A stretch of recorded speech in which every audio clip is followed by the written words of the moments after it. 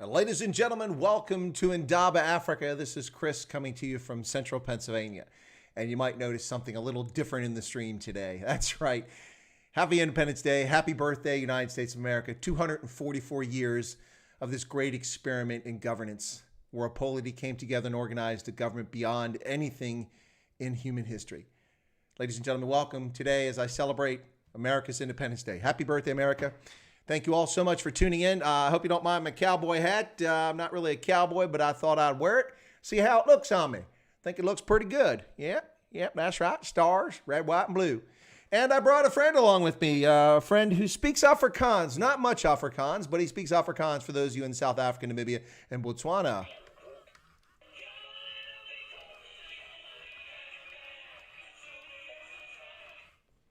That's my friend Groot, in case you don't know who he is, from Guardians of the Galaxy. Ladies and gentlemen, welcome wherever you find yourself today in Canada. Oh, Canada. Just had Canada Day on July 1st. Congratulations for your birthday. And here we are on July 4th. It's our birthday here in the United States. Your brethren, your brothers and sisters and cousins to the south. Deep and long established ties between Canada, notwithstanding our two attempts to conquer Canada and add it to the United States. You can forgive us of that aggression way back in the 18th or the 19th century. So Canada, Wales, Ireland, UK, England, Scotland, wherever you find yourself, Singapore, Malaysia, Oz, New Zealand, Botswana, Liberia, Ghana, Nigeria, Namibia, or Botswana. I said Botswana. Or South Africa. I guess I'm kind of excited because it's Independence Day. So welcome, folks, from around the world. I hope you are enjoying your Saturday, July 4th, 2020. And thanks for joining me here. Today we had earlier my regular scheduled Saturday program. A bit disappointed by the turnout, folks. Where are people at? I expect that some Americans were probably busy because it's Independence Day and they weren't available, but a little bit smaller turnout than I hoped for with Major General Jooste. If you missed that, and some of the folks here didn't miss it, if you missed it, you should go back and watch that stream. I thought it was pretty darn good. He's quite a good guest and fascinating background, quite an accomplished man, and quite humble. And if you're curious about conservation or perhaps some of the experiences he had in the transition from the SADF to the SANDF, fascinating character. So my profound thanks to Major General Jooste for being my guest today, and shame on folks who were busy. Make sure you go back and watch that stream. It was really, really a good stream. You might notice behind me a couple things I've brought new sitting on the backboard. USA, land of the free. Stars, stripes, and freedom. There you go, ladies and gentlemen. Plus, of course, the cowboy hat and my dear friend Groot, who's with me, whose speech is limited, but nonetheless, he is around. Anyway, thank you all so much for joining me today. Let me say hello to folks out here. And what do we got going on here? Oh, that's the wrong window. Sorry about that. I was trying to get the chat up, and it didn't come up properly. Let me open it up so I can follow the chat more efficiently. Okay, just get it here in just a second. What I do is I keep multiple windows open. That way it's easier to see what's going on. There we go. Now I can see. So let me say hello to everybody out there who I see in the chat. Start off with the beginning here. All right. So we've got Mario. It's good to see you again. Acid Zill. Okay. Linda. Hello. Nigel. Gentle Inflatables. Morton Christie. Hendo. Christos Havanga. What's my opinion on John McAfee in one sentence? I don't know much about the guy. I see people putting him on his programs, but I haven't watched him. Don't really know about him, so be interesting. Hendo's jumping between two live streams. Who's streaming right now? It must be a channel I'm not familiar with because I'm not seeing any notifications of streams. But thank you for jumping between them, Hendo. Appreciate it. Garrett says, good day, sir. Is it going to be like Diwali tonight? I'm not sure. Brett says, I love the UK and Canada, but I think around the 4th of July, our British and Canadian brethren are wrong. The Patriot colonists were not being whiny babies. The colonies had zero representation. Well, that's true. And neither did Canada, but they didn't seem to care. Yanni says, happy 4th of July. Well, thank you, Yanni. And yes, Root. That's right. Let's hear him again. It's my buddy.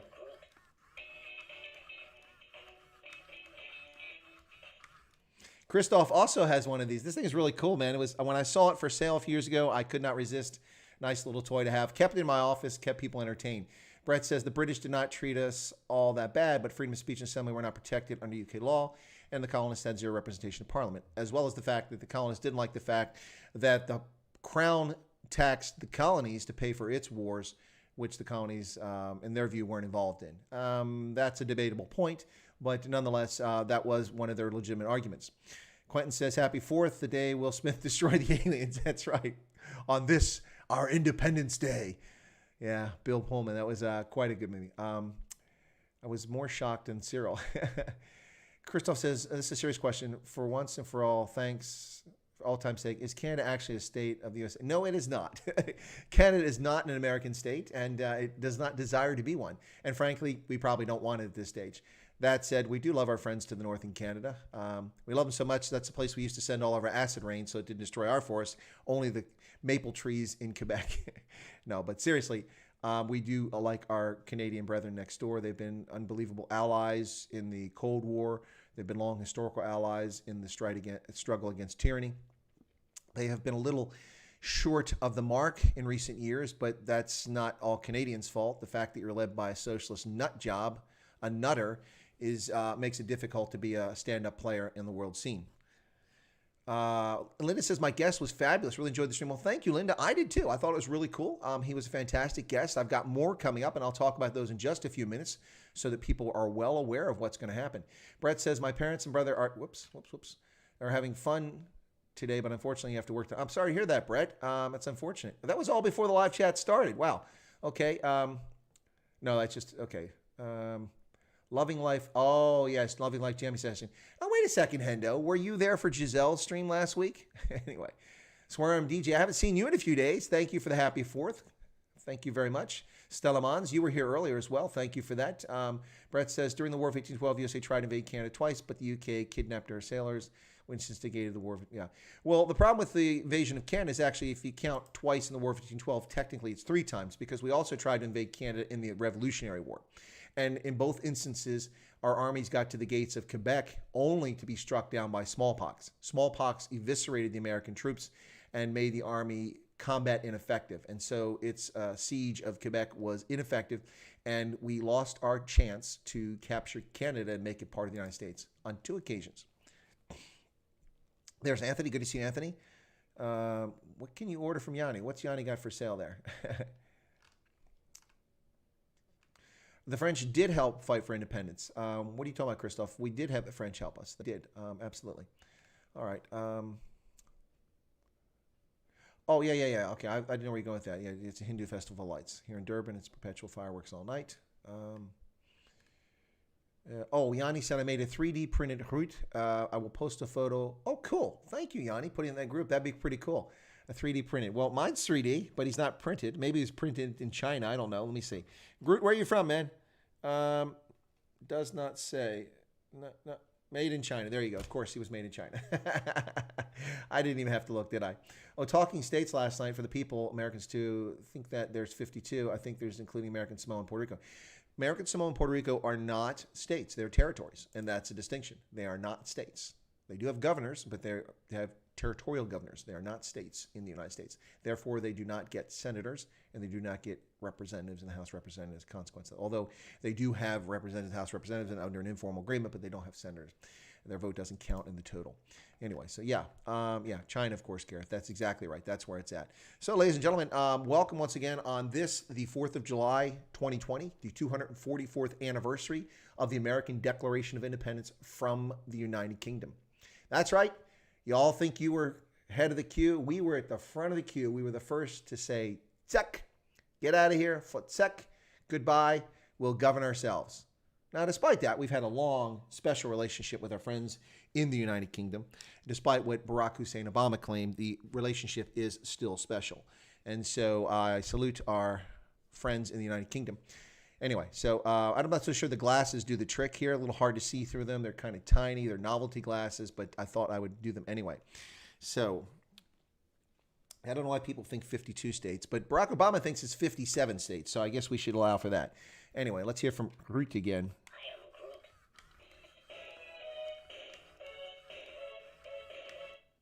Yeah, Brett makes a good point here, which I'll get to in just a moment. You did stick it during the chat. Huh? Who did I stick it to, Tian? What are you talking about? Quentin says, at least we have electricity for now. Brett says, also many English-speaking Canadians are descendants of loyalists who fought in the American Revolution for the Crown, but some are descendants of American immigrants in the 1800s. That's correct on both accounts. Also, much of the black population, the historic black population of Canada, because there was no historic population way back when, but much of the historic black population of Canada is a result of runaway former slaves and free blacks who moved to Canada, particularly to Ontario, in the 19th century. Now, there have been a lot of Africans who've migrated into Canada in the last few decades, but the historic situation is these people who came during the 19th century. And so you have those communities. But yes, that's correct. A lot of loyalists relocated to Canada in a very traumatic move from wherever they lived in the 13 colonies, which became the 13 states. What people don't understand outside of America, or even a lot of Americans, because we don't bother to teach history to our progeny anymore, is that the American Revolution was a very near thing. It wasn't like every American rose up and said, "Sick, we want the Brits out of here. We think it's unfair." A lot of people were quite comfortable being loyal to the British crown and felt that the king was their sovereign, and were not happy when some uppity members of legislatures declared America independent on the 4th of July, 1776. And in fact, we had internecine conflict, not with the Brits, but Americans fighting and killing Americans throughout the colonies, particularly in the South. And we see this taking place in South Carolina, North Carolina, places like that. And this was particularly bloody, essentially a civil war in the midst of a revolution. But yes, American independence was not an assured thing. We fought long and hard for it, and we earned it. And there you go. And that's the history. So Linda says, isn't Hawaii the last state that was incorporated to the United States? Hawaii is the last of our 50 states. That is correct. Having joined in 1959 after Alaska, which joined in January, and then Hawaii joined a few months after that. So yes, Hawaii is the last of our 50 states. I wish the British would come back. Easy to say "tsek" when you're a functioning nation. Guam and Midway are possessions. They're not territories. Guam and Midway are U.S. possessions. Territorial possessions are not considered territories as such. They are possessions. Brett says, I love our relationship with the UK and Canada. The Canadians took Juno Beach, D-Day. The UK gave us the free world and Battle of Britain during World War II.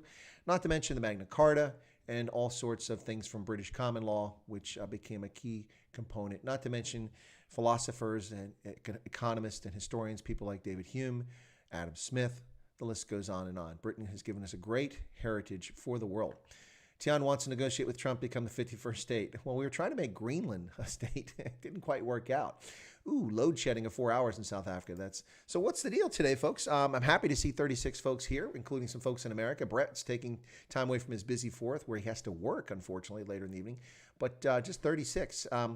Do I have something hanging from my nose? Did I offend somebody? Did I say something evil or are people just busy on a Saturday? What's going on? We usually have more folks tuned in to this. So what do you think of the UK? Gareth is asking me. I think the UK is an interesting place. I enjoy going there. I enjoy the culture of the United Kingdom, and I find it quite an interesting place. The politics, no, not so much use for them. With the exception of Maggie Thatcher, I've not been impressed by any British government in my lifetime. That's it. Margaret Thatcher and the Tories, when she was in charge, was the one time that I was impressed with British governance. Tony Blair, nope. David Cameron, nope. Theresa May, not even close. Yep. The current government under Boris, we'll see. They're kind of handicapped by COVID-19 right now. So the jury is out on the Boris government. But an awful lot of socialist leftist leanings in the UK, far too much comfort with wealth confiscation and demonization of people. And so the politics of the UK I find kind of annoying at times. But I love the UK, beautiful place. Tian says, weekend after payday and restaurants are open. Yeah, that's probably a lot of people out doing stuff. Patty says, Gareth, new member. Oh, okay. The Brits are the enemies. The enemy started concentration camps that murdered more than 30,000 Boer women and children. So go think about that. I think the figure is closer to 16,000, but that's not really the point. They put tens of thousands of women and children in concentration camps, and it was disgraceful what the British Empire did during the Second Boer War. Absolutely. Fair point. Gert Janse van Rensburg says people are saying "tsek" to regulations and having a party. That must be what's going on. People aren't here. They're busy doing that. Or notifications aren't going on. I think that's part of it too, folks. By the way, for the stream earlier, which I had scheduled almost a week in advance and put on the channel, I, myself, did not get a notification that my stream was live until 20 minutes after it started. Only discovered this a short while ago when I was going through my mail and cleaning up my mail and reading comments from people. And I saw this message saying that now live on your channel, Major General Johan Jooste. And there it was, 20 minutes after I started. And I did notice that about 20, 25 minutes into the stream, the number of people increased by about 50%. We grew an audience. Still a disappointing audience, but it was a good audience. Those who were there were fantastic, great questions, really appreciate them. You guys really added to the conversation and also demonstrated an overwhelming desire to see General Jooste come back. So he's going to come back on the channel at some point. We'll get him back on. Yep, let's see what else here. Christoph Anthony was Morton Christie, Ronnie Maggie, when the adults ruled. That's right. Thank you, Morton. That's right. Ronald Reagan and Margaret Thatcher, adults in the room. Been a lot of juveniles ever since then, across the board on all parties. Yep. How's the ANC working for you? How's that hope and change going for you? Brett says UK played a key role during the Korean War in the Battle of Imjin River. They lost the battle, but they made the commies pay for every square inch. The commies did not get to Seoul. Well, as did American forces at the Chosun Reservoir, and a battle in which the U.S. Army was disparaged and lied about for decades, and only decades later did the truth come to light that the Army was sent to the slaughter and outnumbered over 20-1, oftentimes 50-1, in the dead of winter with no resources, with frozen weapons, and 2,500 troops from the U.S. Army marched into the teeth of over 30,000 Chinese communists who came at them. They fought valiantly, but they were disparaged. Started with a Navy officer on a Navy ship who, for his great shame, ran his mouth not knowing what he was talking about, but he got traction. And the reason he got traction is because virtually no officers survived from that engagement. The brigade commander was killed trying to rush across a frozen river, thinking that U.S. forces were on the other side because it was in the rear, and he was shot by the Chinese communists. He was taken alive. They drug his body away. He later died from his wounds. And then he was replaced by Lieutenant Colonel Don Faith, and Task Force Faith continued on. What happened at the Battle of Chosun River is a truly horrific but awe-inspiring situation. And there's been a lot of good videos produced on this. You can find them about this either on Amazon or Netflix. You can see what actually happened with Task Force Faith. Truly, truly amazing tenacity of the Americans who fought there. And it's heartwarming and stirring to watch the veterans who survived, gentlemen with no fingers, no toes, feet amputated, and survived into their 70s and 80s in some case after this conflict. Let's see what else. Lefties are taking note. I hope the lefties are taking note. I would not lose any sleep over them taking note, though. Brett Sessom says, in 1951, the communists did not get to Seoul during the Korean War, the British in the Battle of Imjin River. Yeah, but they ran over the entire peninsula initially, and then we had to send troops into Incheon to force the North Koreans to fall back. Don't forget our contributions to Korea. The South African Air Force. Absolutely, Morton, you are correct. We must mention the South African Air Force was present in Korea, as were the Turks in large numbers, and suffered heavy casualties in Korean conflict, or the Korean War, whatever we're calling it these days. A war, by the way, that's never ended. We've never had a peace treaty from the Korean War. We've just had a ceasefire and armistice. So we've never, a ceasefire, we've never actually negotiated a peace treaty to end that war. Technically, we are still in a state of war with North Korea. Yep. Tian says, keep an eye on Zim. They're taking farms again, resizing down. Oh, jeez, idiots. Hacksaw Ridge, yep. Pork Chop Hill, that was a movie that I saw as a kid, and I thought that was horrific. Really influenced me as a child. Christoph Havanga, okay. Linda, oh, you guys are talking to each other. So, United States Marine Corps and Royal Marines Task Force Faith, 132nd Infantry. Yep, absolutely. The Marines, there were a lot more Marines present, and they fought larger numbers, but we cannot ignore what happened with Task Force Faith. A truly horrific situation. What happened is that as they finally escaped the Chinese, who were, by the way, they had so many wounded, they would put them on trucks, and the trucks were so full of bullets that they couldn't operate. The engine blocks were, penetrated, the radiators were penetrated, and it was unbelievably freezing, well below zero, Fahrenheit, not Celsius, Fahrenheit. And as they went through these narrow, slick mountain back roads, trying to get back to friendly lines, they were cut off on all sides. They were attacked and fired at from multiple directions. And eventually the trucks couldn't go any further. And in the back of these 5-ton and deuce-and-a-half trucks, they had they had litters stacked 2, 3, 4 high, and then soldiers who were wounded on those, horrifically wounded. The Chinese came through and went on these trucks and reached in from the sides and bayoneted the soldiers to death, those who they could. and then they lit the trucks on fire. And there actually are survivors of this who managed to get out and fall into the snow, and they were eventually captured by other Chinese and taken to prisoner war camps and survived this horror. But this is what the Chinese did. So as the survivors of Task Force Faith managed to get back away from the Chinese and down to the frozen Choson Reservoir, it became a free-for-all because there was no leadership left and people were freezing. They couldn't feel their hands and their feet. They had weapons. Many didn't have weapons because they'd lost them in the conflict. Truly horrific fighting, the most horrific thing you can imagine. And they came streaming across the frozen lake. And the Marines that were present thought that they were fleeing. They weren't fleeing. It was the best anyone could manage for a retreat of such to save any lives. And what happened to Task Force Faith should never happen again. But their struggle, their fight was heroic. In particular, Lieutenant Colonel Faith and how he gave his life in combat to save his men. Yeah. And of course, they were left out there by none other than Douglas MacArthur. That's right. Who landed out there, or he sent a general out there to land and assess the situation, knowing full well that these men were all going to die. And he pinned medals on soldiers, then got in his helicopter and flew away. Just disgraceful stuff. Let's see. Where are we at here? So Lone Wolf says, happy Independence Day. Thank you so much for that. Somewhat washed out today. Long day. Wife having a little rough. Looking at alternative treatment. Okay. All right. Well, all right, Nigel. Sorry to hear that. You guys are chatting with each other. Brett says, the Battle of Incheon during the Korean War was the turning point in the war before the U.S. devised a plan to invade Incheon. The communists conquered almost every... Yeah, they did. They were all the way down to Pusan. Pusan was the only part. They had passed everything. And United Nations forces were trapped in what was known as the Pusan perimeter until the landing at Incheon, the audacious landing at Incheon by MacArthur in the rear of the North Korean forces. And within a couple of days, North Korean forces were retreating all the way up the peninsula and just kept going as they were wiped out by U.S. and United Nations forces. But impetuous as he was, MacArthur pushed on. U.S. reconnaissance troops actually reached the Yalu River, and a few U.S. troops crossed over the Yalu River into mainland China, which is what China said should not happen. But while this was happening, Chinese forces were already infiltrating into Korea to deal with this. Linda says, Roman recommended Hardcore History to watch. Have you watched it all? I watched The Rape of Nanking on his absolutely.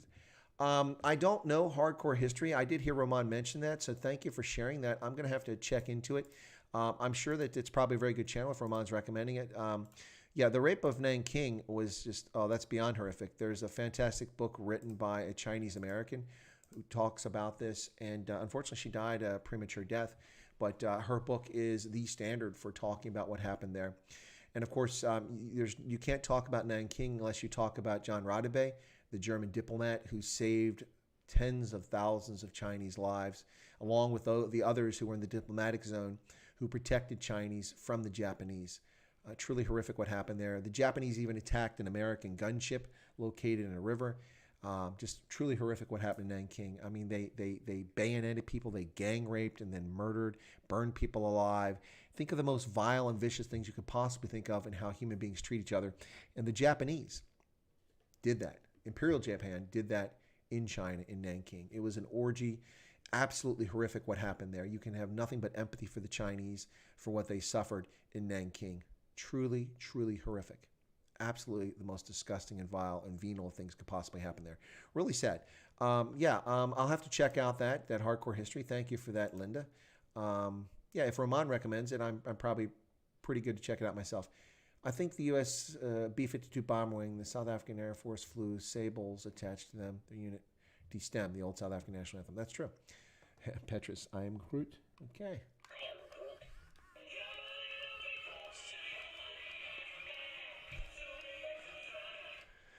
Brett says his brother-in-law flew for his dad in the Belgian Congo. Oh, Mike Frost. Really? Okay, interesting, Nigel. Interesting to know.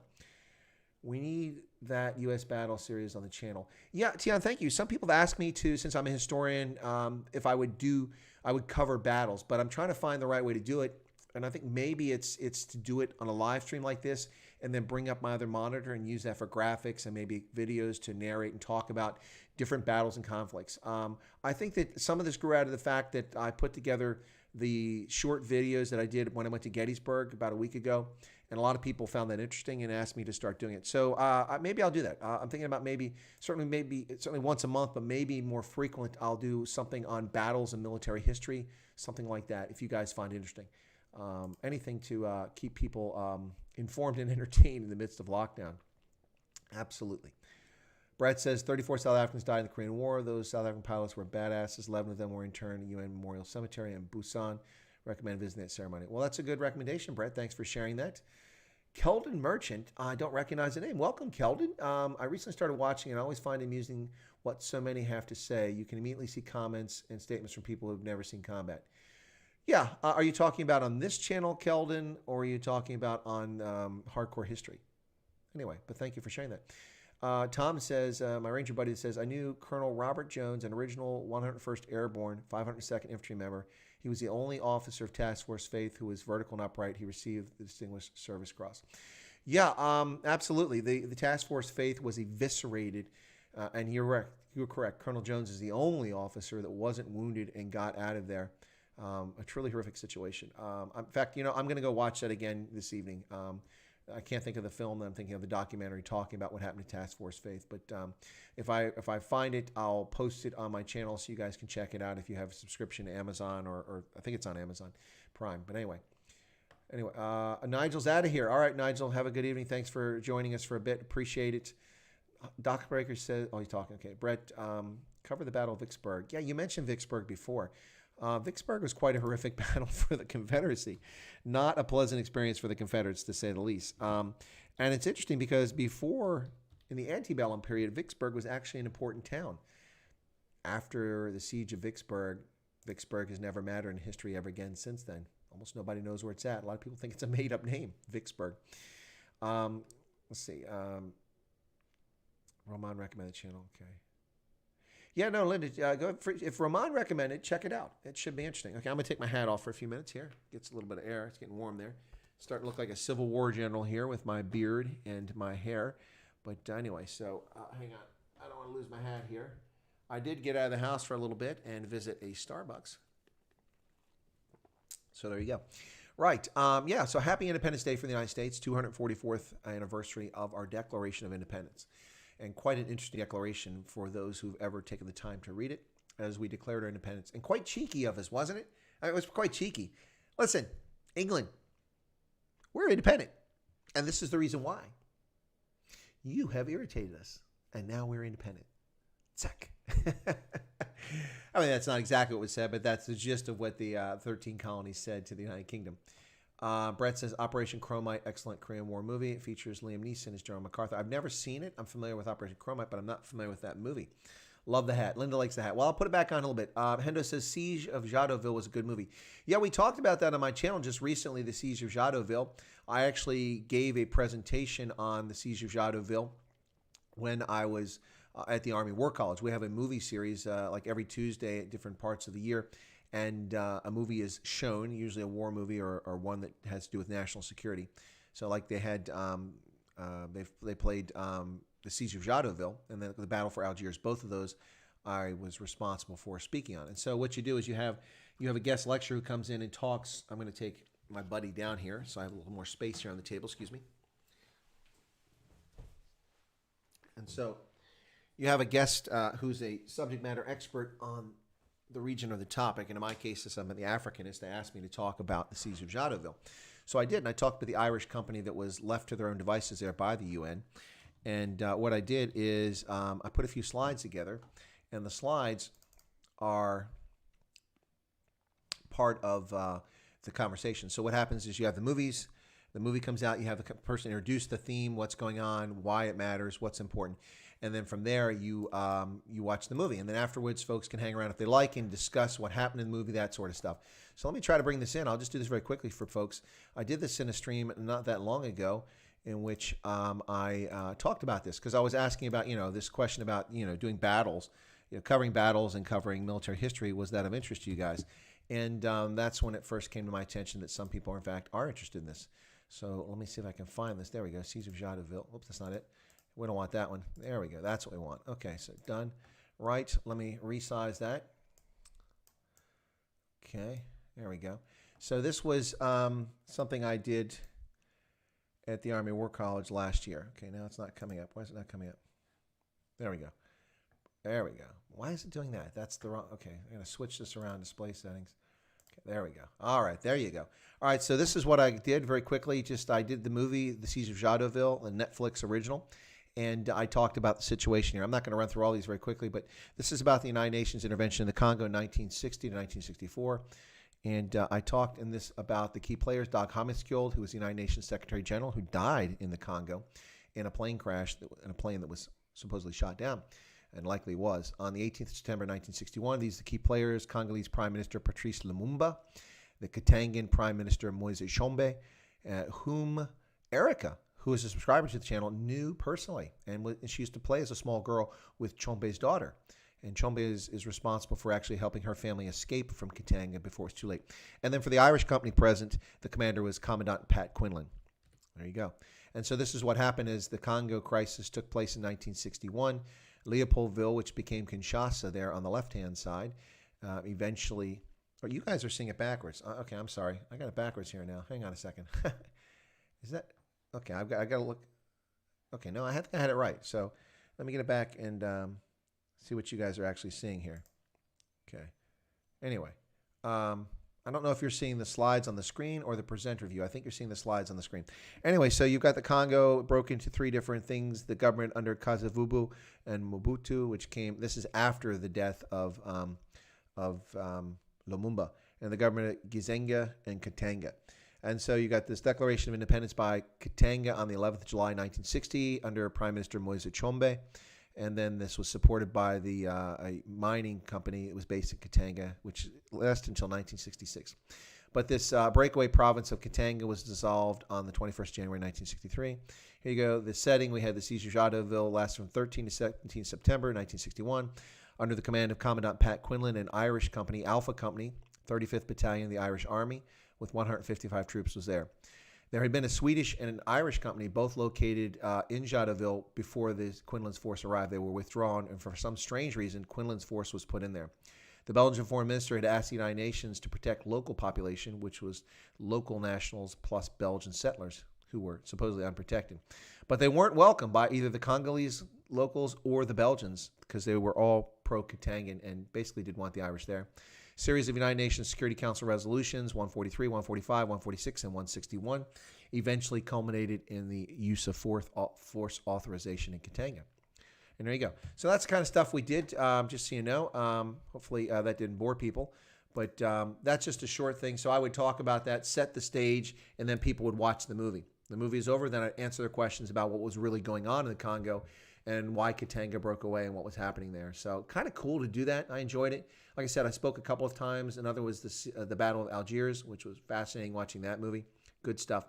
But yeah, the War College does that. The only challenge with this is that the War College, the facility you go into is a secure facility, so you can't just walk in as a member of the public. So you have to go in if you're a guest of somebody that has a badge. So like, for instance, I actually can't go in there now because I don't work at the War College anymore. So I would have to let somebody let me in the building as a guest to go in there. So it's primarily students of the War College, faculty, those who teach at the school, and then any guests that they might invite who go in. But it's a pretty cool thing, and they cover the whole world. It's not just Africa. So they cover a lot of different topics. Let's see. All right. Brett says, I'm glad Thomas Jefferson wrote the Declaration of Independence. None of our founding fathers had his writing or rhetorical skills. I would disagree with that, Brett. I would say that Ben Franklin had his rhetorical skills and I think was his equal when it came to writing. Franklin was quite a talented man, quite a Renaissance man. And so I would take exception and say that I disagree. But I get your point where you're getting it. Irish soldiers, yeah, the Irish soldiers were sold down the river, absolutely, Hendo, but they acquitted themselves unbelievably well. They were eventually forced to surrender, and they were held for a few days, and then they were shipped back to Ireland, where they arrived in disgrace, and they were disparaged by their own government. Of course, they'd been hung out by one of their own, an Irish politician who was involved. Yanni says, looks perfect my side. Okay, thank you. That's for the slides I'm taking it. Brett says, military heroism is nothing new for the Irish during the Irish Civil War. They were the best soldiers the Union had. Had not been for them, we might be united. We might not be a united nation. Yeah, Patty says they're all evil bastards. Gee, a name like Patty. I wonder if there might be an Irish connection there. Anyway, but yeah, no, the Irish also were present in Sarajevo, in Bosnia. As Bosnia fell apart, there was an Irish company that was based at Butmir, the base down there, and so they provided security. PowerPoint Ranger Wyatt. Yeah, exactly. Brett said, I'm personally glad the Union won the Civil War. There were many Southerners who did fight for the Union. There was the 1st Alabama Cavalry. Yeah, that's a good point, Brett. A couple things about the Civil War we should point out that people need to know. Number one, there's a lot of misnomers about the Civil War. First off, people think that the people who fought for the Confederacy were all slaveholders. Actually, only 3% of those who served in uniform for the Confederate States of America ever owned any slaves in their lifetime. 3%. So that's the first myth we need to dispel. Second myth we need to dispel is that people fought for the South, who were from the South, and people from the North fought for the North. That's predominantly the case, but there were Southerners who fought in the North for the Union, and there were people in the North who went to the South to fight for rights of the South, whether it was for states' rights or the ability to continue the institution of slavery. So it's not quite as simple as people make it out to be. They're not just a single exception here and there. They're significant numbers. As Brett has alluded to, there was an Alabama regiment that fought for the Union. Interesting. Notorious G is in the house. All right, thank you so much for that. And that reminds me, Notorious G, actually, I need to download an ad I've got there. I didn't get a chance to do that. I'll do that soon. And it says 200 Russian soldiers fought side by side with the Boers in the Anglo War. Now, that I did not know. I did not know that Russians were there. Germans were there. Dutch were there. Others went. But I did not know that the Russians had gone down. That's interesting to know. One more smoke, then I'm off. Kermit's going to take off here in a second. Okay. All right. Well, cool beans. Anyway, so yeah, the American Civil War was a horrific conflict in which over 600,000 soldiers died. About half of those died, or less than half of those died in combat. The rest died from disease and deprivation, as war is quite a nasty thing. Quite a nasty thing. Brett's asking questions and making points, but he's also he's got an agenda here to make sure that people learn some things. So he says the DRC is loaded with natural resources. Why is the nation so poor? Their government must suck. Well, Russia is loaded with natural resources too, and the life expectancy of Russians has been declining consistently for 30 years since the Cold War ended. Lots of countries have natural resources, and they're abject failures. The United States has many natural resources, and we're a great success. Australia has a lot of natural resources, and it's a great success. China is loaded with some natural resources, but not all the ones it needs. And it was a failure. So the question of natural resources is the issue. The issue, of course, is governance and your system that's in place, and whether it respects property rights, individual liberties, and freedoms. Societies like that tend to perform much better, even when they lack resources. Before the Arab Spring, Tunisia was a very big success story in the Arab world as a secular Arab nation, and it has virtually no resources. It has some oil located in the deep south of Tunisia in the Sahara, and of course the Algerians are perpetually complaining that the Tunisians are using slant drilling to go across the border to get the oil from the Algerian side. But the amount of oil that Tunisia produces is insufficient to meet its own needs, and so it does import oil.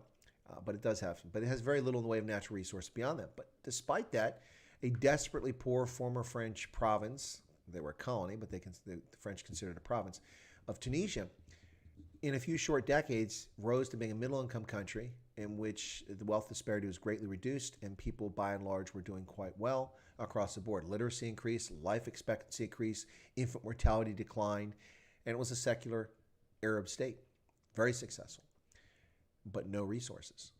No mineral resources, no coltan, no chromium, no platinum, no iron, none of those resources needed. But nonetheless, they succeeded. Why? Because of governance. Now, it wasn't perfect governance because the country was run by people who took for themselves as well, but they didn't take so much that they kept the country from progressing. Eventually, the Arab Spring happened, and Ben Ali was overthrown, and the pervasive corruption that took place and the nepotism in his government was exposed, and the country went through a rough patch. But these days, Tunisia is back on a good glide path. Now, I say these days. Pre-virus, pre-pandemic, it was on a great path and doing quite well. But it all comes down to governments, ladies and gentlemen. You have countries like Estonia that has virtually no natural resources aside from sand and timber. Almost nothing left. And somebody's going to say amber. Most of the amber has long since been dug off the shores of the Baltic in Estonia, and most of it actually wasn't washing up on the shores of Estonia, but rather Latvia was where most of that amber came from, and Poland and East Prussia. bit in Lithuania. But anyway, so Estonia has very little in the way of resources, it's quite successful.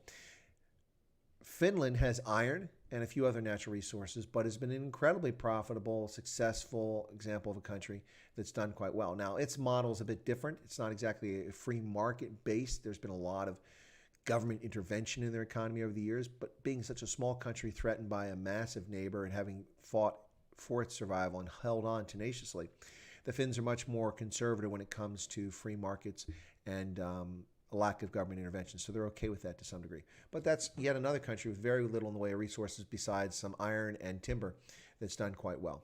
So what have I missed here?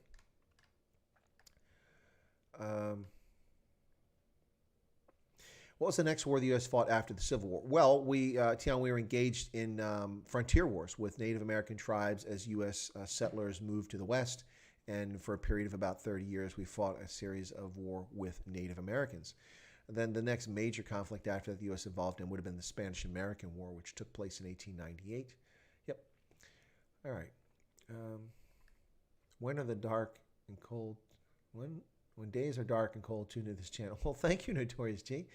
If you don't like the Evil Weed coffee, why do you always have Starbucks? Okay. All right. It's a good question.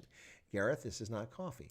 Is there coffee in it? Yes, a small infinitesimal amount, which is drowned out by the sugar and the whipped cream and the caffeine. And I drink it for the sugar and the caffeine, not the taste. With enough sugar, you can make even a vile weed taste acceptable. It is a bit of an irony, isn't it? Brett says Israel is a success, but they have very few natural resources. That's true. Very few, even fewer than any of the countries I mentioned here. The Grand Duchy of Finland, United States, Irish Americans, Russian Empire, German Empire, Italians, Greece, Austro-Hungarian Empire is fought on the side of the Boers, foreign volunteers. Yep. Must do decaf. Nope, I'm not doing decaf. I like the caffeine. Brett says, I cannot get offended if South Africans laugh at us Americans for what's like. The British imperialism we experienced was mild compared to what South Africa experienced in the Boer War. Is Son Luana. Yeah, true, right? We sent the Brits packing much sooner and then became close friends with them. Rourke's Drift. Yeah, I know what's often lost, which was talked about earlier about Boers and their families being put in concentration camps, is the number of black Africans, Basotho and Swana in particular, who were also put in those concentration camps because they were friends, allies, and workers with the Trek Boers, with the Boers. And so they were also thrown into those concentration camps. And that history is almost undocumented. Very little effort was made to keep track of black South Africans who were dying in the concentration camps. Gareth thinks the coffee in the States is awful. I don't know why. We get any coffee in the world here. We get the same coffee Italians get. You just got to go to the right place. I'm not a coffee drinker, but I will be a coffee seller and a coffee trader. Ladies and gentlemen, I think I mentioned that we'll get sometime soon. We're sourcing it right now, but we'll have a co-branded Giselle Indaba Africa coffee blend made from South African coffee beans, which will be available on the South African market from likely my channel and or Giselle's website coming up very soon. So we're working on that to bring that to you guys because I know a lot of people like coffee, so something unique and something to contribute back to South Africa.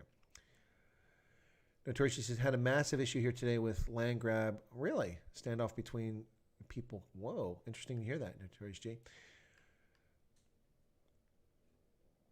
Well, dinner coffee. Are you talking about in a restaurant? Okay, Gareth, come on. You know, at the dinner in a restaurant or a diner, you really can't count on that. You need to go to a coffee bar or cafe or something like that to get a quality coffee. That's just kind of common much the world over. This is coming from a non-coffee drinker. So anyway, so yeah, I think that, folks should take a look at that. When you come to America, try the coffee. And don't just try it, in a restaurant or in a Starbucks. There's other things, lots of other coffee. There's a renaissance with coffee drinking here in America. I know when I was a kid, one of the reasons I detest coffee is that the coffee my mother would drink when I was a kid stank.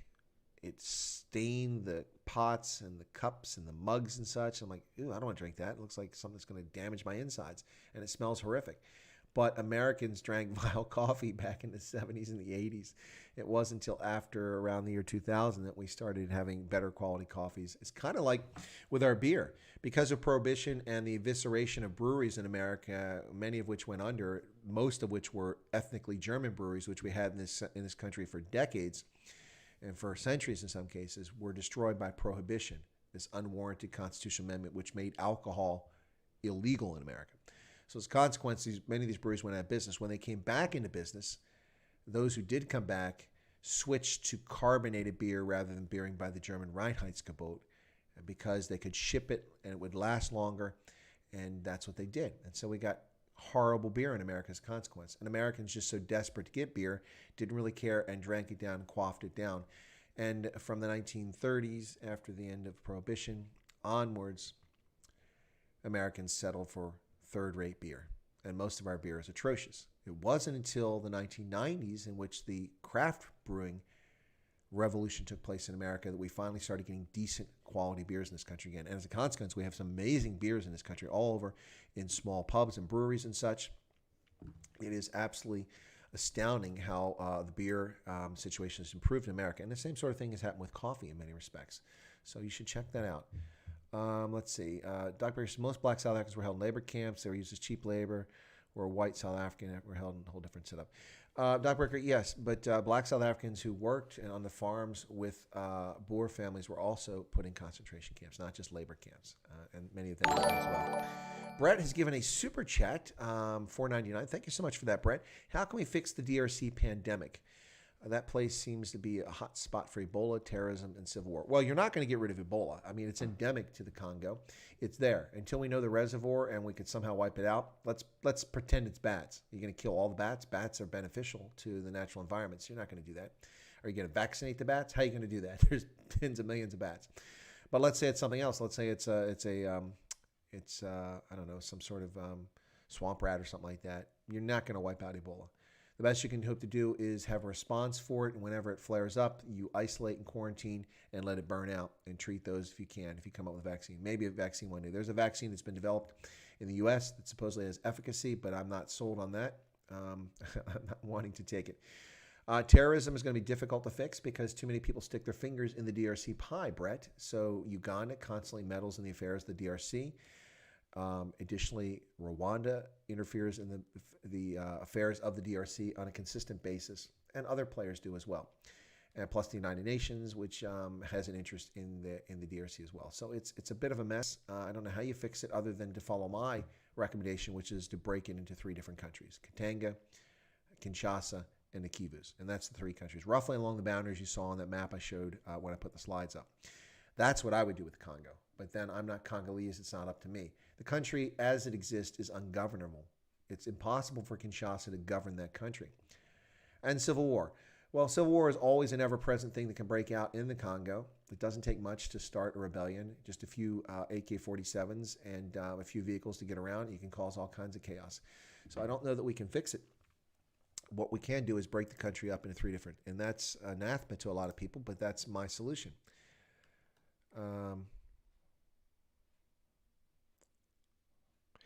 I missed something here, but Linda said, true, so many black people from here joined and fought in many wars, which is not documented, including the Second World War, in which the troop ship was sank, and a lot of black South African soldiers lost their lives.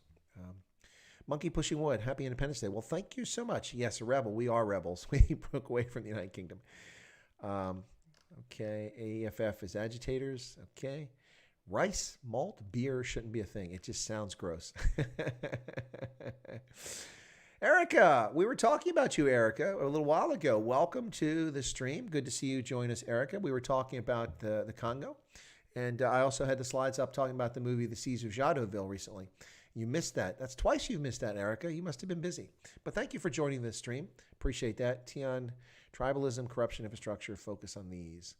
And Erica likes my hat. Well, thank you so much for that. That's my cowboy hat. That's right. I'm wearing a cowboy hat. In China, you can eat all the bats. Anyway, I'm going to skip that.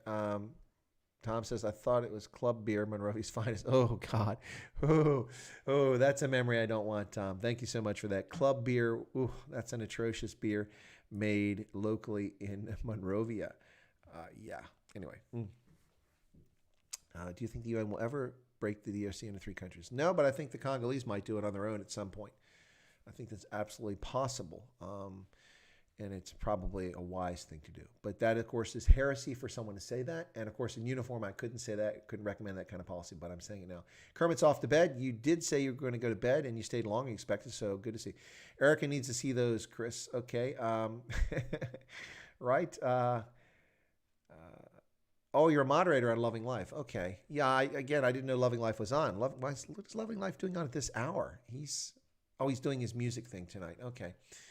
All right, but that's late. He starts at 8 o'clock, and it's already 10:30. My goodness. All right, I'm going to have a conversation with Scott and quit bogarting my time. Garrett says, what do you think of Canada? Is that New Zealand and UK? Kanzuk? It didn't seem that the Congo was wealthy under Belgian rule. Leopold pillaged the place. He actually lost money pillaging the Congo, bring it back. Yeah, that's true. But that was because the system was highly ineffective and inefficient, and that's a real problem. Anyway, Budweiser's malted rice. No, it's not.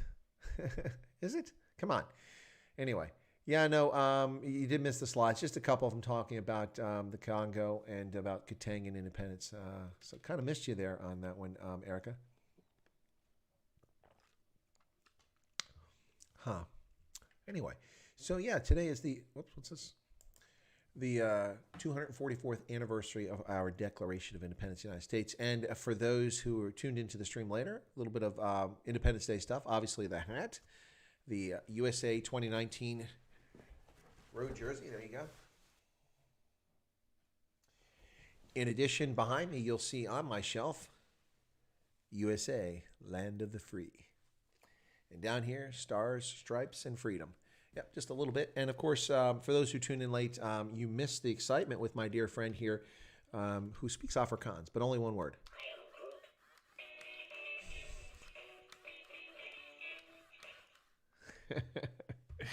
Yeah, just the one word in Afrikaans. That's the only one he knows. Anyway, so yeah, back to the chat and see what you got here.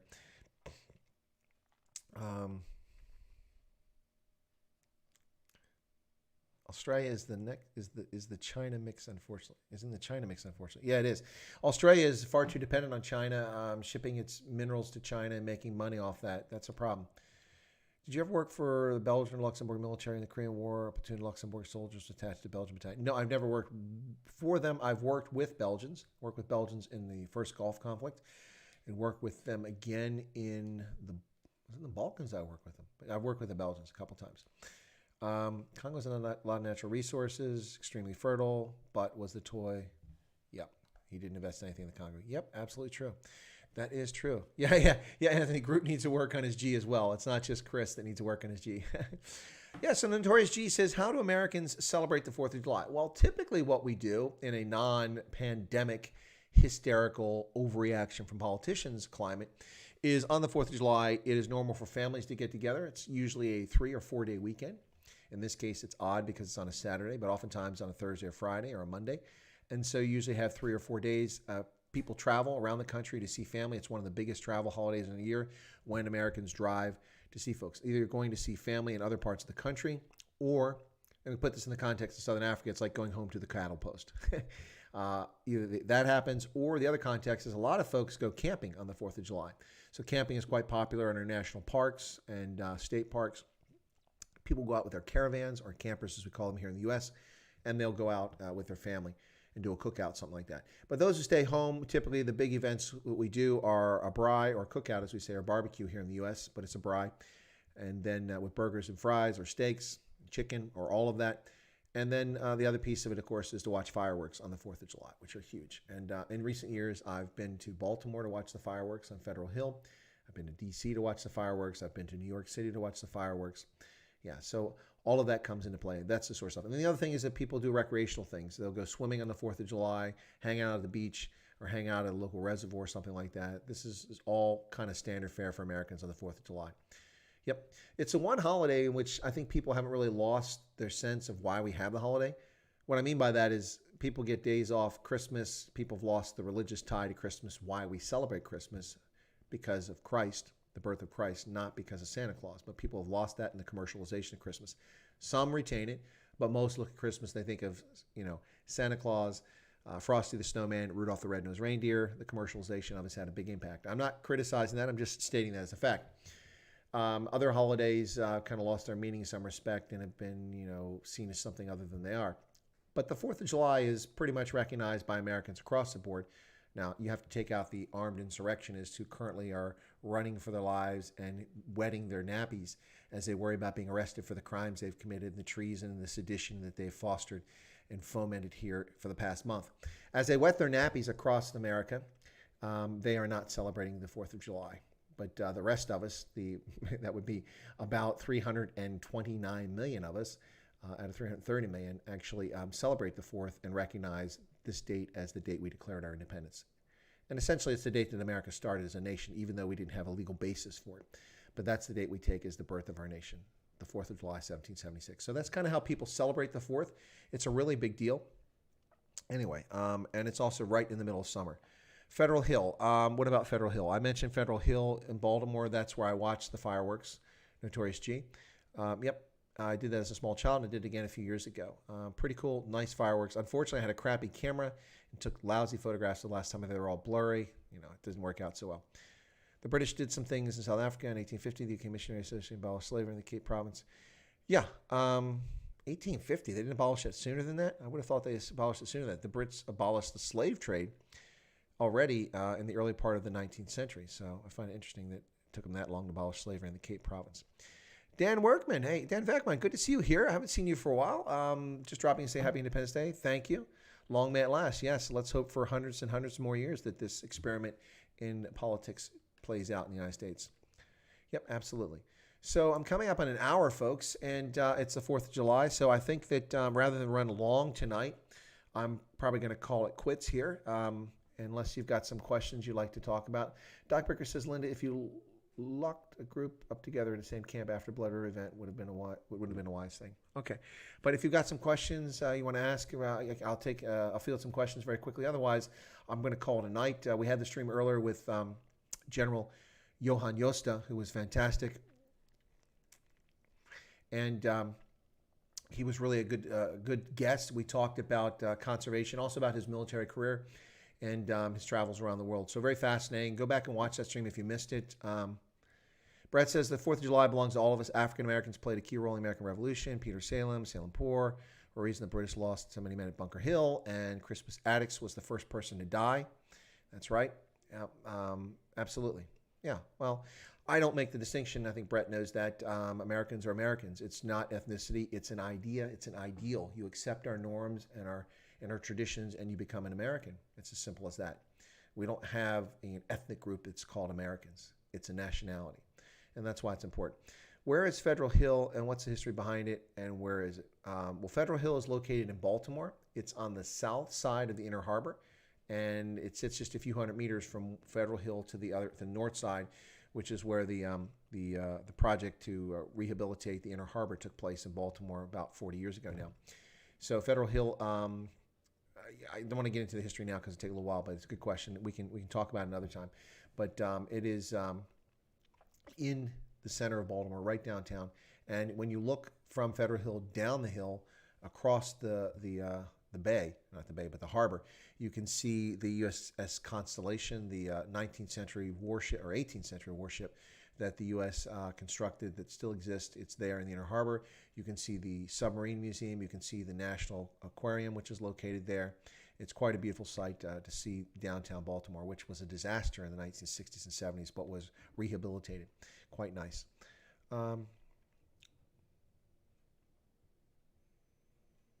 Linda says, okay. Yeah, so back to my guest. So once again, for folks who don't know, Erica came in late, so she might have missed this, and I know a few other folks came in late. Let me just talk very quickly about upcoming streams on the channel, okay? I haven't done any prepared videos for a few days. I'll probably do some of those tonight or tomorrow, probably tomorrow on a Sunday. But in the meantime, on Monday, I have Dax, who is a Swati/Ndebele South African. His mother's from Bulawayo, his father's from South Africa. Grew up in the Johannesburg area. He was a panel beater for many years, but had a talent for art. And so Dax started painting, and that's what his profession became. But the lockdown has had a big impact on him. So I'm going to have Dax here on Monday. He's going to be in a studio and with colleagues, and You'll get to talk to him about art and what the impact has been about and how he does art. That's on Monday. On Tuesday, for those who've heard me say this already, that's the day that we're currently planning on having Marlaise. She's the Namibian who ran into a rugby goalpost with her bicycle, and that video went viral. So the plan is to have her on Tuesday and talk about what it's like to become an instant celebrity and the impact of that. She's currently living in the Netherlands where she works as an au pair, but coming back to South Africa and Namibia sometime soon. On Wednesday, on this channel, Chris White Africa, Nadine Hofeld. Nadine, the talented, super talented, well-known Afrikaans singer from South Africa, is right here on Chris White Africa. That's right. Nadine. I'm so excited about it. I'm going to do my best not to play the role of Jason Renicky and be fanboy. I have to interview her, so I'm going to make sure that I'm paying attention, interviewing her, and not getting all excited about having such a big star on the program. That's this Wednesday. That'll be a special feature at 11 Eastern Standard Time in the U.S. and at 5 p.m. in South Africa and in Botswana. That's the plan right now. So we're doing final coordination on that, but that is for Wednesday. Kind of excited about it. On Friday, Giselle will be back on this channel, another Afrikaans singer from Namibia who lives in Pretoria. She'll be on to celebrate the release of all of the songs in digital format from her new album, Fit Ons Mensa, which debuted worldwide on May 8th, right here in Chris White Africa. She debuted her album, Fit Ons Mensa. And you can go back and watch that live stream if you'd like. It's 1 hour and 3 minutes. Really good, excellent stream if you'd like to check it out. And you can catch some of her music if you're not familiar with Giselle. But that's Giselle from the 8th of May when she debuted the album. It took some time to get all of the songs put up on digital platforms, but all of them are out there now. So we're going to celebrate that with a 90-minute program here this coming Friday. And it'll be also a regular special feature time. So it'll be 11 o'clock Eastern Standard, 5 p.m. in Botswana and South Africa. And we'll be on for about an hour and a half. And Giselle, I'll interview her. We'll talk about her music, get to hear some of the songs play on the channel. Should be a lot of fun and interesting. So I welcome you, if you're a Giselle fan, to come back. If you're not, tune in and check it out. She's amazing, very talented. And check out Nadine on Wednesday. Super stoked about that. In addition, I've got other guests who I'm still trying to coordinate to come on here, including Jeremy Nell from Germ Warfare. Additionally, I plan to have on David Otto, who's a security specialist, lives in the UK citizen of Nigerian origin, along with an American who's of Nigerian origin, who served in the U.S. Air Force and has an intelligence services company based in Africa. So the two of them will come on with me. We worked together last year in London at a conference that David hosted with his company about repatriating ISIS and Daesh fighters, those ghouls from the Islamic State that took place in Syria and Iraq. So they'll be on with me sometime soon, and I keep trying to get additional guests. If you have someone that you would like to see appear on Chris White Africa, go to the About tab, go below the description for the channel, find where it says email for business purposes, click on that box, so that you're not a bot. It'll release my email address. Send me an email to my account, and I'll see if we can't get them on. If it's someone you know personally. Now, I think Jacques, I haven't seen Jacques for a few days. I don't know where Jacques went, but Jacques promised me that he could get access to a few former Springboks for me, including CJ Vanderlinden. And I'm excited about that. But Jacques must be busy or has got something going on, so I haven't heard back from him. So if you know someone, I'm happy to interview rugby players. Absolutely. Those you know me know that I absolutely love rugby, and I would love to get some rugby players on here, especially South Africans and even more so former Springboks. So if you know someone, you want to see them on the channel, just let me know. And if you have a contact for them, I'd appreciate if you facilitate putting me in touch with them, so I'm not just some crazy Yahoo wearing a cowboy hat from Texas, just going online and saying, hey, would you come on my program? Yeah, that doesn't always work as a cold approach. Anyway, so yeah, if you want to see some folks on the channel, please reach out to them. As I said, General Jooste was on the channel because someone I know from LinkedIn asked me to put him on the channel and put me in touch with him. But I was actually already in touch with him, so I just reached out on my own. But in addition, Dax is coming on the channel because someone asked me to bring Dax on the channel. Unate Kwaza was on the channel because other subscribers said, can you get Unate on there? I got her on there. And Big Daddy Liberty was on the channel. So this channel listens to you, its subscribers, and its members now that we have members. 62 members, by the way. 62 or 63. Let me double check on that. I got to double check because I want to make sure I got it right. That's the wrong tab here. Let me get back to the correct tab. We currently have, how many members? I think it's 63. 62, I'm sorry. 62 members. Erica was the most recent member. Marius, Crew Comp, Stella Mons, and Erica all joined yesterday. And you're still showing up as not 24 hours because it was later than this. You guys signed up. So thank you so much for that. The three of you having become members to Chris White Africa. Really appreciate you doing that. On that basis alone, Eric, send me an email and I'll get something to you so you can see the slides I was talking about. And if you want, maybe we can chat. Benefit of membership, all right, if you'd like. Anyway, Derek Hugard, that would be great. Yeah, but is Derek Hugard dating Nadine? Wasn't he doing that sometime? Anyway, so Linda says, wonderful session as always. Well, thank you so much for that. Nadine is from Durban. She must be cool. Yeah, because you like Durban. Danke bot, net morg, gewerk af morgen. Okay, good morning, goodbye. Okay. Vusi Tembek, the Bekwayo. Okay, great. Brett Sessoms, it would, okay, hang on. All right, Brett's out of here. Yanni loves the Southern accent. Well, I've got other accents I can do, Yanni. I can do Maryland accents, which are Southern, but not quite as strong as that. So, Anathi disappointed you on Twitter today, attacking people holding different views. Well, that's unfortunate, Gareth. I didn't know that. I'll have to check out her Twitter because I'm following her Twitter feed.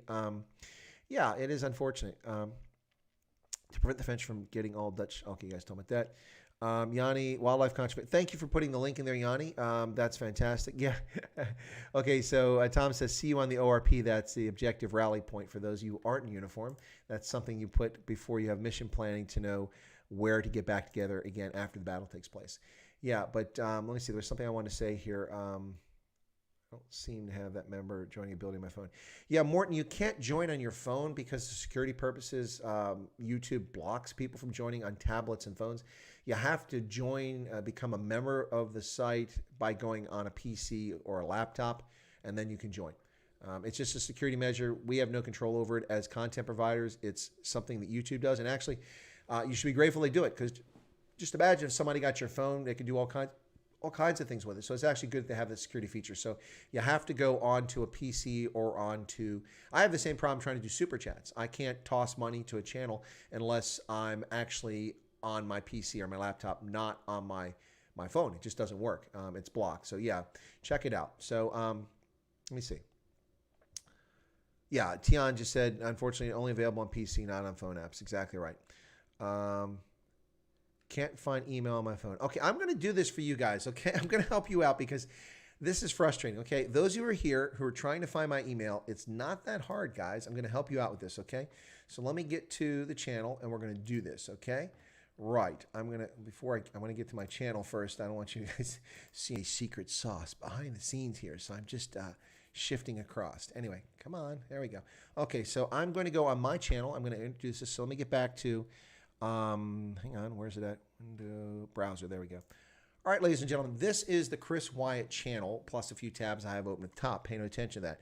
So what you need to do is go on to Chris Wyatt channel, and you will see, you see me scrolling over my photo right there, okay? Below that, you see tabs for home, videos, playlists, community, membership, and that's membership if you want to become a member, if you're on a PC or laptop. And it tells you what you get if you become a member at the different levels. Okay, but you want to click on this About tab on the far right, okay? And then you'll see a description of the channel. So I'll read this. On the Continent, Africa Rising is a channel, because that was what I was originally calling the channel. It's a channel devoted to all things Africa. We cover politics, economics, security, education, trade, investment, agriculture, land tenure, pretty much any geopolitical or strategic topic. And now we cover art and sciences and music as well, including astronomy and rocket launches into space for that matter. But please feel free to subscribe. Comments are welcome. Down here, you see this details right there, okay? What you do is you click on view email address. A box will pop up, which I'm not going to pop up because then it's on the screen. And you will see my email address. But you have to click the box because otherwise it thinks you are a bot. Ladies and gentlemen, that's what you do to get, I don't know why people have a difficult time finding this. Maybe it's because they're on a phone or something like that. But you go to the channel. You've got these tabs across the top: home, videos, playlists, community, membership, channels, and about. Click on About. You'll see that I joined on October 14th, 2006, and I've had 162,000 views on my channel. Thank you for those views, everybody who's done it. Anyway, but you slide down here, and then you'll see View Email Address. You'll see that I'm located in the United States. Of course, I could be lying. I could actually be on Alpha Centauri or somewhere on Mars, deep in the bowels of an undisclosed former lava tube on Mars. No, but seriously, click on this email address thing, and my email address will be revealed to you. The big secret will be out. So there you go. But anyway, so on this, we also have the community tab here for those who are not familiar with it. So for instance, there you go. There's Nadine. Lovely photograph. I put that on about 20 hours ago, not too long after I confirmed it. And then here's a link to the actual stream that will be taking place. And then that was for members only. Ooh, people are saying members only stuff. Gotta stop. Can't show the members only stuff unless you become a member. Anyway, but that's the community channel, and you see announcements on there. But go to the About channel, and that's how you do it. Anyway, so for those who can't find it, that's how you find it, ladies and gentlemen. Not that hard to find. Just check it out. Send me an email. I'll do my best to answer it as quickly as possible. Of course, remember, I'm checking all social media, so I got to check my people send me stuff on Twitter. People send me stuff on Parler. People send me stuff on email. Email gets a priority. I do check that, so please check it out. Yanni is posting. Oh, she's a very lovely girl, Erica. She is, and she's quite talented, quite a singer. Listen, folks, you should really check out. Yanni, if you could get this for me, do a Google search real quick and put the link in. Look for the Corona 5 finale. Corona 5 finale. That is the best ever finale for that concert series. All of the songs are almost perfectly linked together when they transition from one song to the next. And she doesn't have a solo in that because she performs throughout the thing, but she contributes to singing with the group of folks out there. And the last song in that finale, of course, is Kurt Darren, Laat die Dansvloer brand. And just awesome way to finish it. So Corona 5 is the last one. I'm sure she's taken. Actually, she was dating Derek Hoogaard, the former Springbok, and I don't know if she's still dating. Of course, he's also the guy that was famously married to Caroline van Jaarsveld before he was dating Nadine. I don't know if they're still dating, and I don't know if that's an out-of-bounds topic or not, but if I'm able to coordinate with her ahead of time, I'll ask the question. There you go, Corona 5 finale. Thank you for that, Yanni. Buy a donkey. Buy a donkey, Yanni, for the help there. I appreciate it. Yeah. Ex-Blue Bulls rugby player, Derek. Yep, Derek. So Tian doesn't like him. Oh, they are still dating Tian. Okay, well, what can we do to disrupt that? Because I'm sure somebody would like to get in touch with Nadine. No, but seriously. But Nadine will be on here on the channel, Chris White Africa, on Wednesday. So looking forward to that, folks. Right. Hendo had to go see at Computer Cafe. The secret Botswana Army base. Are we back on that? A lot of YouTube channel owners don't know to list their email address in the About page. Well, Vutsarko, that's true, but what's even more interesting about it is that a lot of subscribers don't know that that's where you find someone's address. Some YouTube channel content providers forget that they've put an email address in there, they change their address, they never go back and change it, or they never answer those emails. But that is a current email address that I use, and I do check it. So if you go in there and find it and you send me an email, I'll get a response back to you as quickly as possible. Nigel, are you still here? Nigel left. I'm going to talk to Nigel. Nigel had asked me to put him in the... By the way, ladies and gentlemen, if you are a member of Chris Wyatt Africa, we have a Chris Wyatt Africa members-only WhatsApp group. If you'd like to be part of it, you're going to need to send me an email with a mobile number that you're okay sharing with the group. I know some people have multiple mobiles. You don't want to share every number for privacy purposes, whatever. But I'm not going to put you in the group as a member unless you send me an email saying, please put me in the group. So I have a WhatsApp group for members only. Send me an email and say, hey, put me in there. Now, you got to make sure your number's not blocked. So I had a couple people write to me and say, I'm a member, I'd like to be part of the group, and then I can't add them in WhatsApp because it's not allowed. Their number's blocked for some reason. But others have joined the list after sending an email. Thank you so much for that. And anyway, so it's a place where people can share. If you are a member of Ronaldo Host's channel, then you may be familiar with it, this WhatsApp group, the same sort of thing in which members post things that are interest to them, and you can be a little freer than you are in other places. So anyway, so that's something we do for members on the Chris White Africa, so check it out. All right. Hendo says, can't access on my phone, have to access PC. Correct. Why do we get some info on Area 51 in the group? Tian, actually, what I would recommend if you want to talk about Area 51 is that you go to Joe Emilio's channel. Joe, the American comedian based in South Africa, who has South African heritage and American heritage and Egyptian heritage. He's a very confused young man. But Joe Emilio and I had a program on his channel. He asked me to come on. We talked about space, and we talked about, because Space Force was about to be, it was a big deal, so we were talking about Space Force. And so he asked me to come on and talk about Space Force.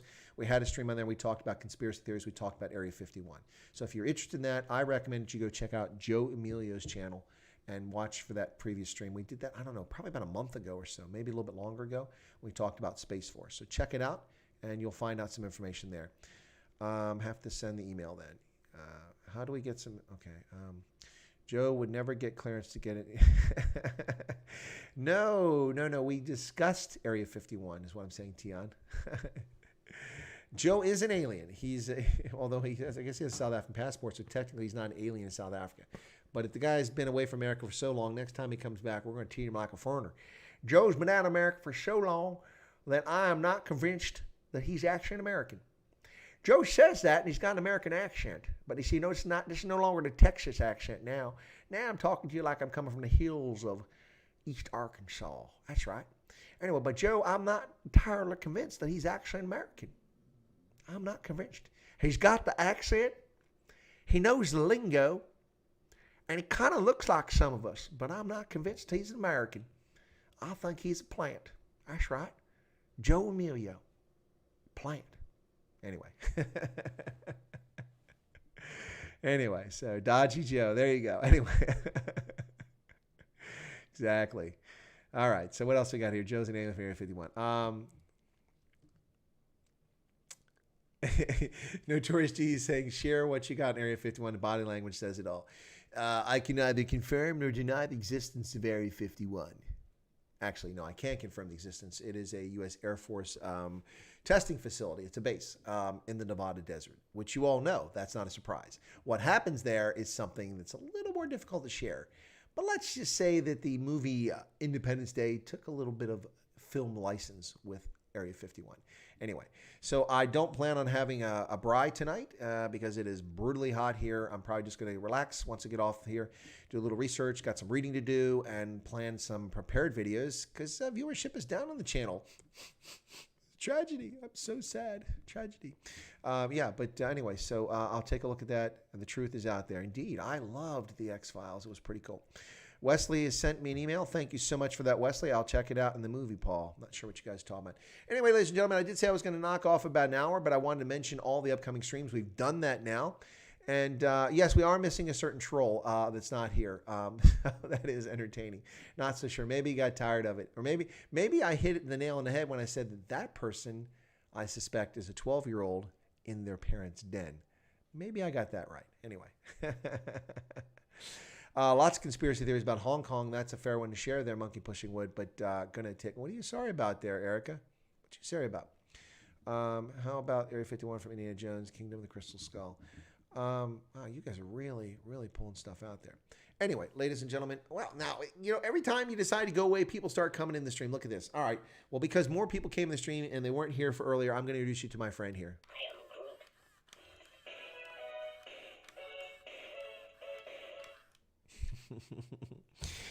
I'm not the only one that needs to work on his Afrikaans G. My friend Ruud also needs to work on his G. So anyway, so there you go. All right, ladies and gentlemen, I'm going to close out as I usually do. Dogburger says, we love your channel, Chris. Well, thank you so much. Please share it with folks. Put it on Facebook. Put it on whatever your social media is. Tell your friends. Tell your family. Tell your foes. People you don't like. I get trolls on the channel now. I guess that's kind of a sign you've hit the big time, so to speak, when the trolls start coming on your channel and trolling. Anyway, so yeah, feel free to share the link, the channel with folks. You don't have to be a subscriber, but please feel free to subscribe. Also, there's no obligation to become a member, but if you'd like to become a member, we do special things for members, and we appreciate support for the channel. So thanks for that. Adrian Viviers, I'm here. Okay, welcome. We were just getting ready to shut down. What's your take on Hong Kong and China's new law? I think China is taking advantage of the fact that the world's attention is focused elsewhere and that the American media is on a shameful campaign to pretend that Donald Trump is going to lose the election. You see today, polls now put Donald Trump 20 points behind Joe Biden. With what electorate? The man is senile. He's barely lucid. You can see that they must be pumping him up with drugs or feeding him caffeine or amphetamines just to keep him awake to do a 30-second commercial. And The Economist has the audacity to write an article, an op-ed, saying that his policy initiatives are amazing. What policy initiatives? I get flyers in the mail every day from the Biden campaign. All they do is complain about Donald Trump. And every time I hear Joe Biden offer a policy proposal, it's something Donald Trump has already done. He offers nothing. He's an empty vessel. Not a fan of Trump, but I have no option but to vote for Donald Trump because the Democrats have shamefully defrauded us by failing to produce a candidate that's electable. And the media is distorting and lying. I don't buy for a second the polls that Donald Trump is 20 points behind Joe Biden. Are you serious? A known plagiarist. A man who associated with known racist. A man that has said the most vile things about people of color in this country. Yet somehow he's a viable candidate. He talks about healing a nation with his racist behavior in the past, and his support for things that impinged on the lives of black Americans. Just not buying it. Not buying it. The man spent 4 decades in the Senate and accomplished, in the White House, and accomplished nothing. Not a single signature success in 4 decades. So how are we supposed to believe that now he's nearly an octogenarian, he suddenly has the ability to lead this country? He couldn't lead himself to the toilet without assistance at this point. Not buying that story at all. Not buying it all. Oh, no, it's okay, Adrian. Sorry you came late. You can always watch a little bit later if you'd like. Trump 2020, Danny Jacobs, I agree. Hanging their head to the right one will come along. Epstein saga, yeah. Yeah, they just got his girlfriend. They got her, so she's been arrested. Yep, okay. So, all right, folks, about monkey pushing wood to Hong Kong. China is taking advantage of the world's attention being focused elsewhere, and so it is trying to undermine and control Hong Kong. The key distinction here is that China waited 20 years before they started this nonsense. Why? Because China needed Hong Kong from 1999 until 2017.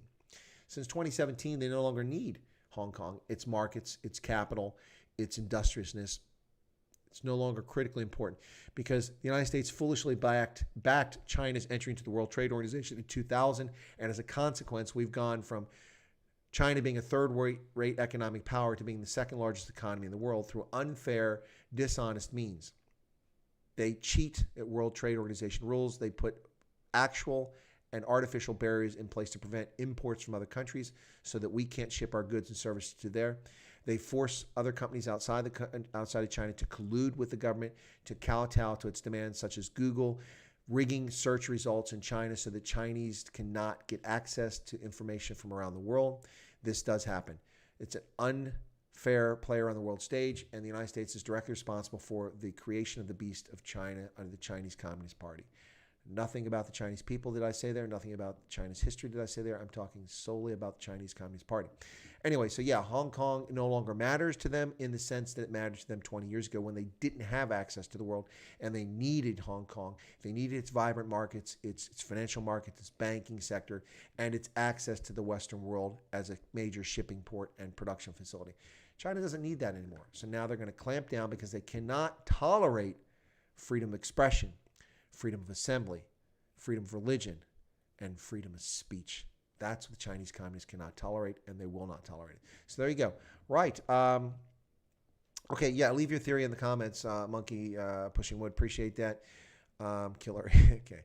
Really, really like Chris's hat. Wonder if he'll swap with me. Well, I like your hat in the photo there, Eric, and it's pretty cool. You look like kind of a cowboy yourself there. You look like you're out in the outback in Australia. Right, mate. Well, the outback. Yeah. Anyway. Right, ladies and gentlemen, I'm going to close it out there as we come up on 90 minutes. Happy Independence Day to America. God bless the United States of America. I would love to play Lee Greenwood's song, God Bless USA, but I'm not going to do it because I don't want to deal with the copyright. I'm already going to have to deal with the copyright from Giselle, and I actually have the license. I don't have the license for Lee Greenwood. So I'm going to close out with Plek in die Sonne because that's an inspiring song just the same for Giselle. Ladies and gentlemen, please tune in, watch my videos, share the channel with others, help us keep traction, growing this community. Thank you so much to subscribers, to members. If you're not a subscriber, go ahead, reach down there, push that button right there. Where's it? Right there it is, right down there. Smash that button, become a subscriber, toggle that little icon so you become aware of updates from the channel, and smash the like button. Nobody said smash the like button. Hendo, you're falling down the job, man. I don't think I heard you say smash the like button today. Anyway, please smash the like button in the video, folks. Likes drive viewership. Let me go. Let me see how many likes we've got there. We've got 49 likes. Okay. Well, that's not bad given how few people are watching the stream today. There's 50. We just got 50. All right. Thank you all so much. God bless. Have a safe evening. Happy birthday, America. Hang in there, South Africa, Botswana, Namibia, and especially Zimbabwe, where things are rough. Ladies and gentlemen, around the world, I'll do a Stray Voltage tomorrow, and I'll see if I can't do some prepared videos on apropos political topics for people to learn about. Anyway, that's going to close it out for tonight. God bless, and we'll catch you here next time. And on the way out the door, you're going to see Giselle. So let me shut down my camera, and here we go.